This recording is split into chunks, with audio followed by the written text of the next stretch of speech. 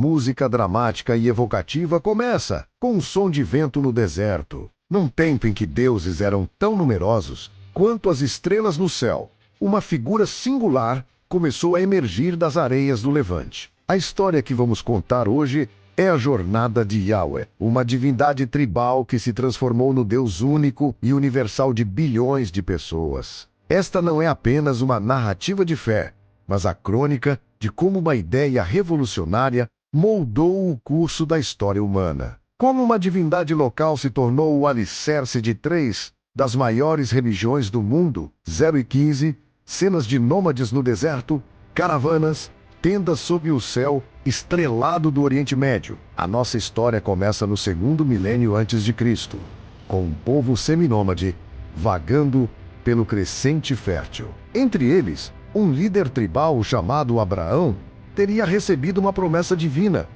A sua descendência se tornaria uma grande nação, e através dela, todas as famílias da terra seriam abençoadas. Esta foi a semente, a primeira aliança entre um clã e a sua divindade protetora, um Deus entre muitos, conhecido inicialmente como El Shaddai, o Deus da montanha, mas que mais tarde seria identificado como Yahweh. 0 e 50. Transição para imagens do Antigo Egito, pirâmides e cenas de escravidão. Séculos mais tarde, os descendentes de Abraão, agora conhecidos como hebreus, encontravam-se escravizados sob o sol implacável do Egito. A promessa parecia esquecida.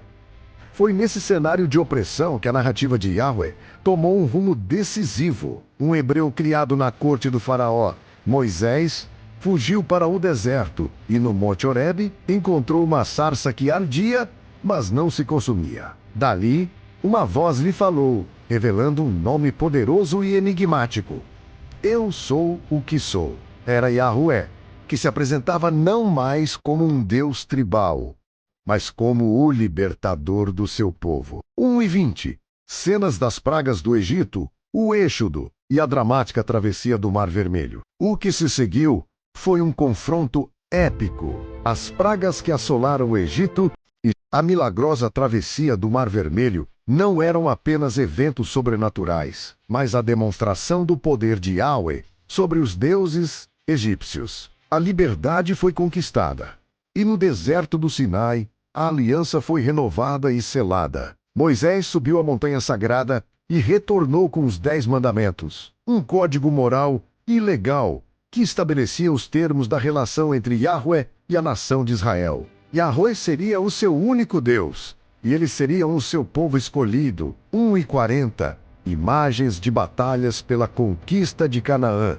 Juízes como Sansão e Débora. Após a peregrinação no deserto, os israelitas entraram na Terra Prometida. O período que se seguiu, conhecido como a Era dos Juízes, foi marcado por conflitos e pela luta para manter a fidelidade a Yahweh em meio a culturas politeístas. A necessidade de um líder forte culminou na ascensão da monarquia. O rei Davi, um pastor que se tornou guerreiro e rei, unificou as tribos de Israel e conquistou Jerusalém, transformando-a não apenas em uma capital política, mas no centro sagrado do culto a Yahweh. 2 e 25. Imagens da construção do Templo de Salomão.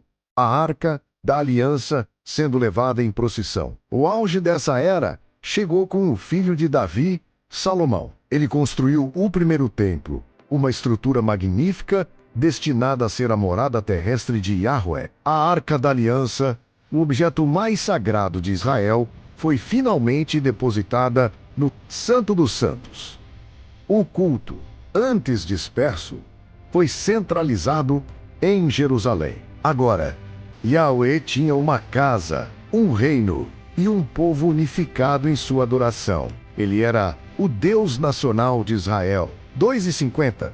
Cenas da destruição de Jerusalém pelos babilônios e do exílio. No entanto, essa era de ouro não durou. O reino se dividiu, e séculos depois, em 586 a.C., o Templo de Salomão foi destruído pelos babilônios, e a elite judaica foi levada para o exílio. Este evento catastrófico poderia ter significado o fim de Yahweh, assim como tantos outros deuses de nações derrotadas. Mas em vez disso, torna-se o catalisador da transformação final. Longe de sua terra e de seu templo, os profetas e escribas reinterpretaram sua fé. Se Yahweh era todo-poderoso, sua influência não poderia estar confinada a uma terra ou a um edifício. Foi no exílio que a crença enoteísta, menos a adoração de um Deus, sem negar a existência de outros, deu lugar a um monoteísmo estrito e universal. Yahweh não era apenas o Deus de Israel, ele era o único Deus de toda a criação. 13:30. Imagens da reconstrução do Segundo Templo e símbolos do judaísmo, cristianismo e islamismo. Com o retorno do exílio e a construção do Segundo Templo, o judaísmo, como o conhecemos, começou a tomar forma, com sua fé inabalável em um único Deus transcendente. A jornada de Yahweh, de protetor de um clã, a libertador de uma nação, e finalmente a Deus universal, estava completa. Esta concepção radical de um Deus único, ético e universal, não permaneceu confinada ao judaísmo. Ela se tornou a rocha sobre a qual o cristianismo foi construído e formou um pilar central para o surgimento do islamismo. Música atinge um clímax inspirador e depois se acalma. A evolução de Yahweh é uma das histórias intelectuais e espirituais mais impactantes da humanidade. É a prova de que as ideias, assim como os impérios, podem conquistar o mundo. A jornada de um Deus tribal do deserto do Levante, até se tornar o conceito monoteísta que hoje define a vida de bilhões de pessoas, demonstra o poder duradouro da fé para dar forma à civilização e ao nosso entendimento do divino.